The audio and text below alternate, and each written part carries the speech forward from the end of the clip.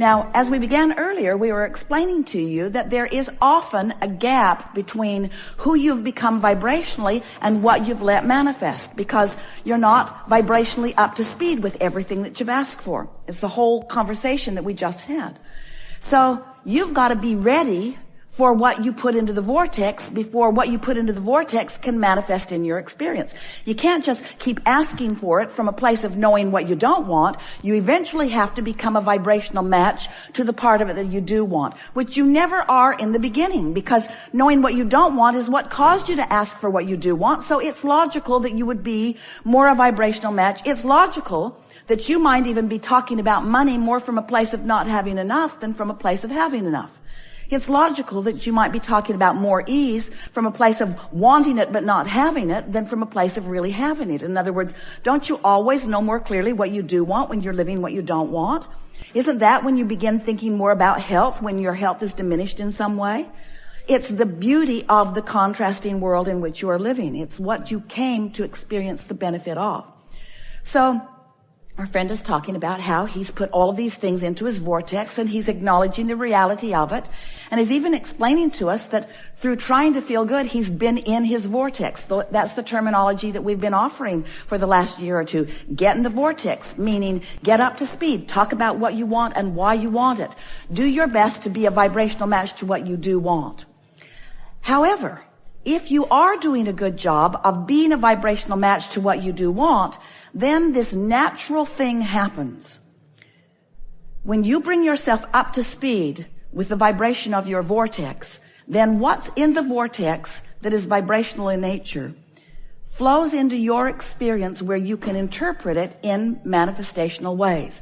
And we are calling that, it's moving from the vortex into your grid, because the grid is the way we are defining your point of attraction. It's your manifested point of attraction. The grid is you readying yourself. I'm going to make myself ready for what I've been asking for, because I want more money, but I don't have enough. Well, then my grid is not up to speed with what I'm asking for. And every day I beat the drum of not enough money or not enough ease, then I hold myself in vibrational discord to what's in the vortex. But when you hold yourself in vibrational accord to what's in the vortex, then just like water flows downhill, what's in the vortex begins to manifest in your experience. And the best way of explaining that to you is when you're ready for what's in there, then you begin to vibrationally interpret in a way that you were not vibrationally interpreting before. A fairly good analogy is, you know how your dog can hear things you can't hear and smell things you don't want to smell? Your dog has keener senses than you do. Well, you want to activate or make more keen your sense of awareness of what's in the vortex. You want to raise your vibrational frequency. And when you raise your vibrational frequency, things will occur to you that wouldn't occur to you when your frequency was lower. So when you get up to speed with what's in the vortex, the path for manifestation just lights up all over the place. And you feel like you're on a magic carpet ride where everywhere you go, there's something else that's leading and something else that's leading. The most significant thing that we want to give to you is that, and Esther's been thinking about this quite a bit lately too, is that so you do your vortex work or you do your grid work, and we're going to talk a lot today about how to do this good grid work so that you can bring yourself up to speed with who you are. And then it feels like a manifestation is occurring. So you follow it because it feels like the path of least resistance. It's like something I thought I wanted reveals itself, so I want to follow the path out. And as I follow the path a little bit, or a little bit, or a little bit further, or a little bit further, sometimes it doesn't reveal itself to be the perfect path in all the ways that I thought that it would be. But it was the path of least resistance. It was the path, and hear this is so much what we want you to hear. Yeah, I want to hear it. It's the path that is not only or not necessarily leading you to the dream job, but it's the path that's leading you to the contrast that is necessary to lead you to the dream job. If you could build a bridge that says, this is a temporary thing that I'm doing, in order to hold myself in a place that I can keep my promises to my creditors and that I can satisfy myself with the things that I want. And that more and more a satisfying way for money to flow will come to me.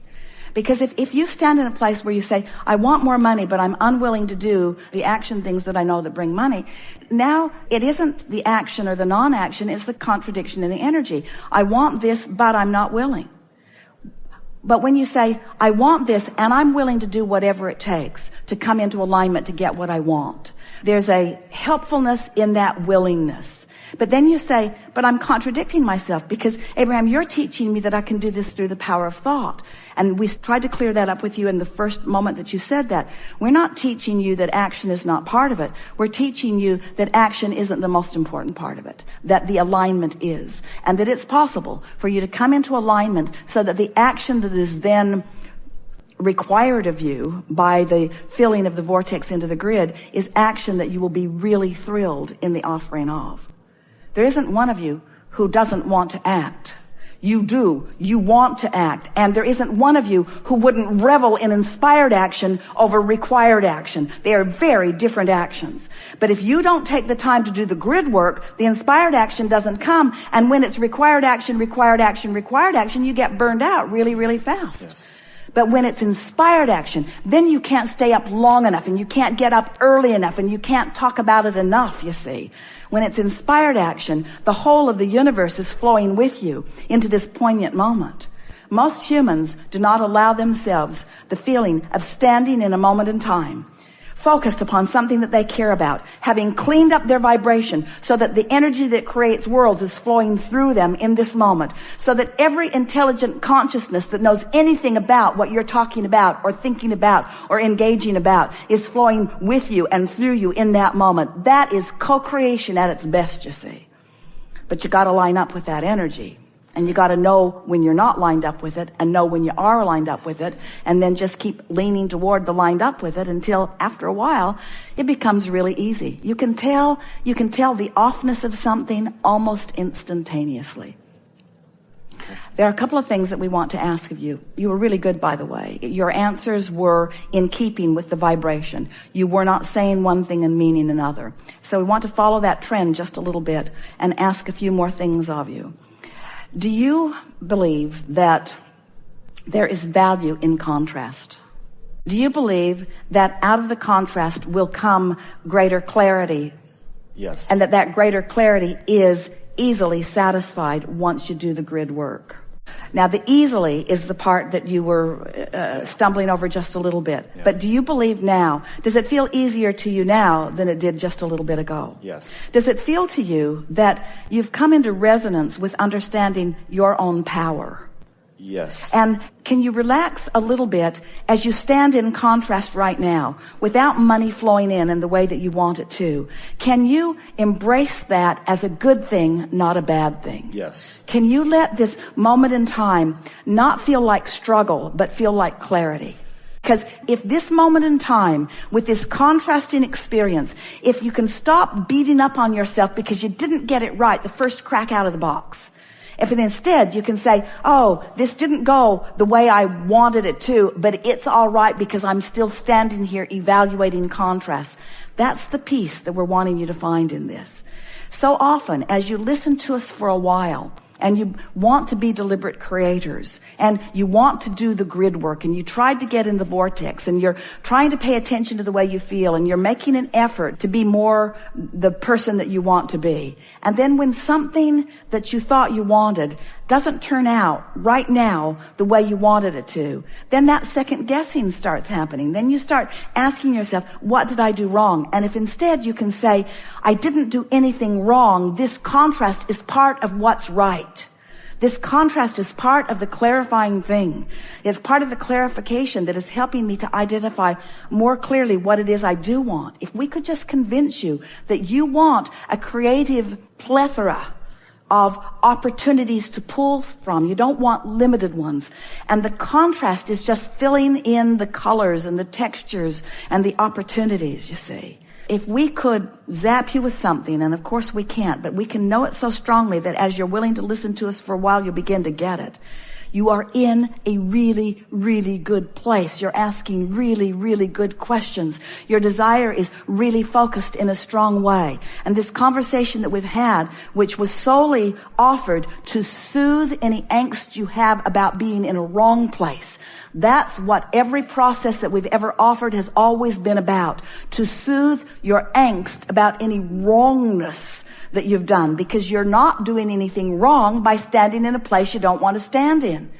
When you're standing in a place you don't want to stand in, you're firing off rockets that are going to serve you. And if you can revel in the contrast and appreciate the variety, instead of condemning your lack of wisdom to be in a better place right here and right now, if we could parade before you just the masters that you have revered as a culture, every one of them would tell you, I wouldn't give up one miserable moment, because every one of them helped me become who I ultimately am.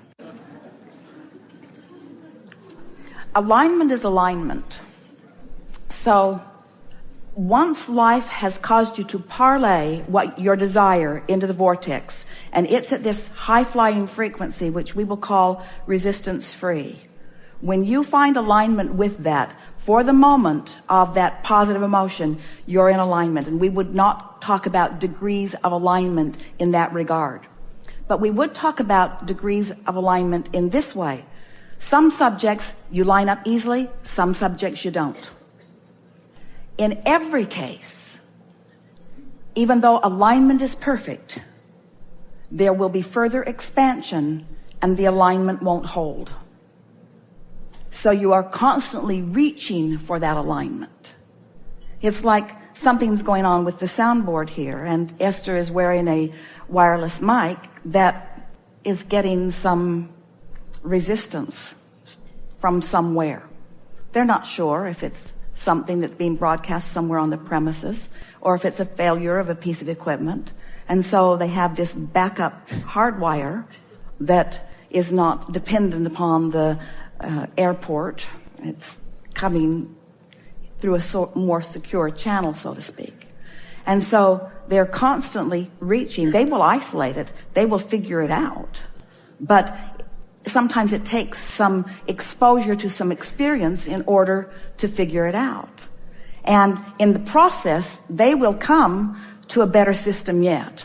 In other words, often what looks like a hindrance or what looks like a mistake or what looks like something unwanted leads you to something that is even more satisfying. This microphone has much better tone than the other one. Esther's going to like that when she listens back to the recording. That's an advantage that she didn't see coming, you see. And so maybe the best way to answer your question is that what you're aligning to keeps getting higher. Gotcha. But your in-the-moment alignment can only be to what it is when it's there. Gotcha. Got it. It won't stand still.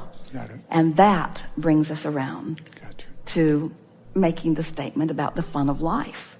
The fun of life is reaching for that ever-changing higher frequency and meeting it. Can you hear that? Don't you just love there being something more for you? Don't you love the feeling of desire? And isn't moving to the fruition of the desire the most exciting part? And once you get there, it's good for a little while, but not for a long while. Aren't you glad that it keeps moving? Aren't you glad that your standards keep changing? Aren't you glad that there's more for you to reach for? Yes. Aren't you glad that you know how to do it? Aren't you glad that you can feel when you do it? And aren't you glad that there's more and more and more? It's the mantra of the universe, more. We are eternal beings, and if there is not more, we cannot be eternal. And we assure you, there is more, and we are all eternal, you see. So the fun is in the recognizing the frequency and feeling happy in our awareness of the discord. I've got negative emotion. Ooh, how good is that? Something to want, something to bring into alignment. I'm proud of myself for my awareness that there's more alignment right now that I can achieve, and I can do it right now. I can do it right now. I can do it right now because I have the power of going general, and I have the power of aligning with who I am. And when you do, the